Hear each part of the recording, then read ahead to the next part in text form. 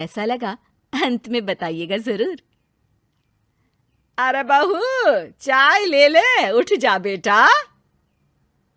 अरे मम्मी रहने देती ना, मैं उठ तो रही थी। अरे कोई बात नहीं, खाने में क्या बनाना है वो बता दे।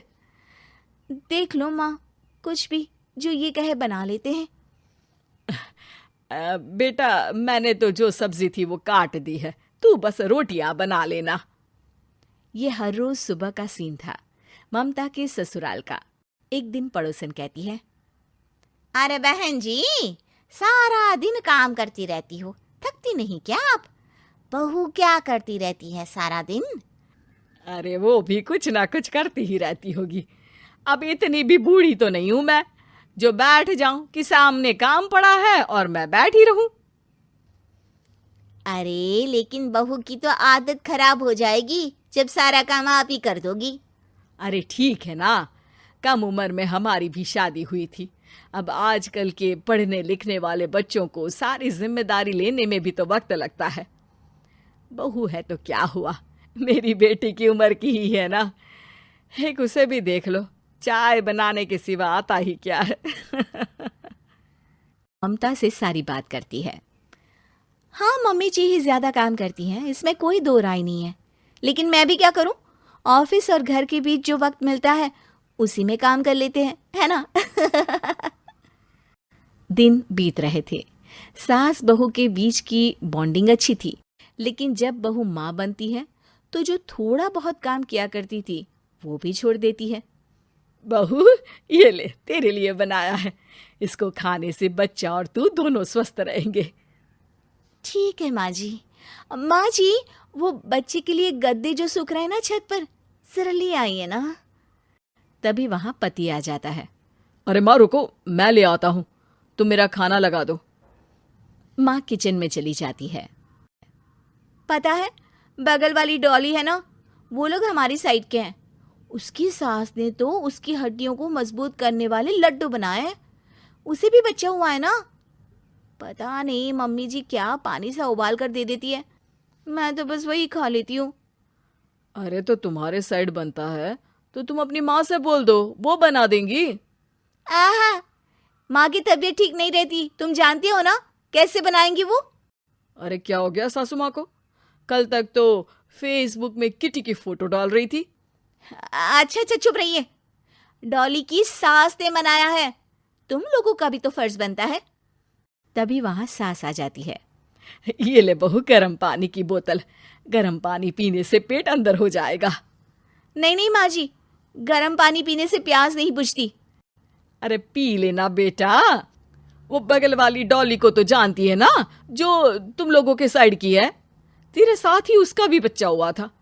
बेचारे का कोई ख्याल रखने वाला नहीं, सारा काम करती है और रात में बस एक लड्डू खाकर सो जाती है। पेट तो लटक ही गया है और बच्चा तो कितना कमजोर सा है उसका। अच्छा माँ, क्या बात है, डॉली की ये हाल है?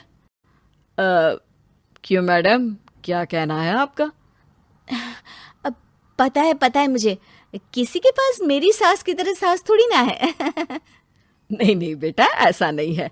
मेरे लिए तो तुम सभी मेरे बच्चे जैसे ही हो।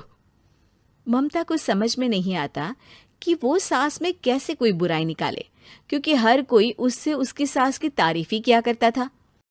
एक रोज ममता के घर उसकी ननद आती है। अरे भाभी, मुन्नी को तो 6 महीने हो गए, आप अभी भी बेड पर हो। आ गई है आप? कैसी हैं बुआ? बच्चा होने के 6 महीने बाद आई हैं आप? भाभी, अमेरिका दूर है ना तो वक्त लग जाता है। अब इनकी छुट्टी अभी थी तो सभी आ गए। वैसे माँ कहाँ है? थकी हारी सास बेटी को देखकर खुश हो जाती है। माँ, इस बार तेरा वीजा तैयार है, मेरे साथ चलने को तैयार रहना। हाँ हाँ बेटा, मैं तैयार हूँ। अरे ऐसे कैसे माँ, मैं कैसे मैनेज करूंगी? कैसे मतलब? जैसे मैंने किया अमेरिका में, आप इंडिया में कर लेना। वैसे आपका तो मायका भी पास ही में है ना। हाँ वो तो है, लेकिन वहाँ माँ के पास वक्त नहीं होता। ईश्वर भक्ति में उनका सारा समय चला जाता है। भाभी, बेटी परेशान हो तो माँ का ध्यान आरती में कैसे लग सकता है? समझ में ही नहीं आता। वैसे भी अब माँ को मैं अपने साथ ले जा रही हूँ। माँ को विदेश घूमने का शौक है ना। ममता मन मारकर चुप हो जाती है, लेकिन मन ही मन सोचती है कि वो कैसे सारा काम मैनेज करेगी। पति का खाना, नाश्ता, मुन्ने को नहलाना, धुलाना, फिर रात भर इसके लिए दूध तैयार करना। माँ तो सारा काम करती थी। हे भगवान, ना भाई ना। क्या हुआ भाभी? क्या सोचकर ना भी ना कर रही हो? अरे कुछ नहीं, बस बच्चे के बाद से ही कमजोरी ज्यादा हो गई है ना, तो अचानक से बड़बड़ाने लगती हूँ मैं। अगले दिन ममता अपनी माँ को फोन करती है। राधे राधे। माँ मैं क्या करूँ, मेरी सास तो अमेरिका जा रही है बेटी के पास। अब घर का सारा काम, बच्चा, सब कैसे मैनेज करूँगी। तू आ जाना माँ कुछ महीनों के लिए मेरे पास। अरे ना ना ममता, मेरे बस की बात नहीं है काम धाम। अरे तू तो जानती है ना, मैंने तो तेरे भाई की शादी भी गरीब गांव की लड़की से इसीलिए ही की थी कि वो चुपचाप घर का सारा काम करे। वैसे भी अब तो आदत भी नहीं रही मेरी काम करने की। ममता को माँ पर बहुत गुस्सा आता है। ठीक है माँ, देख लूंगी मैं, लेकिन मेरी मुसीबत के वक्त आप मेरा साथ नहीं दे रही है, अब भूल जाना मुझे। ममता गुस्से में आकर फोन रख देती है और रोने लगती है, लेकिन बेचारी करे भी तो क्या। अब सास और ननद दोनों घर का काम करते, नेहा आराम करती, लेकिन अब आराम में भी उसे चिंता रहती। और फिर वो दिन भी आ जाता है जब ननद का जाने का वक्त आ जाता है। भाभी मैं जा रही हूँ, अपना और मुन्ने का ख्याल रखना। ममता सास को देखती है और गले लगकर रोने लगती है। माँ जल्दी आ जाना।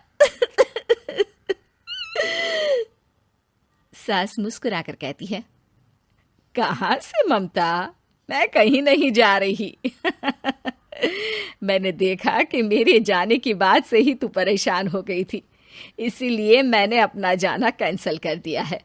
तू चिंता ना कर, मैं तेरे साथ ही रहूंगी। ममता को अपनी माँ की बात याद आती है कि कैसे उसके कहने पर भी ममता की परेशानी को समझने की बजाय उसने मना कर दिया, जबकि सास ने बिना कुछ कहे बहू की समस्या पढ़ ली। हाँ माँ, हम सब साथ चलेंगे बाद में दीदी के घर अमेरिका। आज से आप रानी बनकर रहना और मुन्ने को देखना। मैं समझ चुकी हूँ कि मेरा फर्ज क्या है।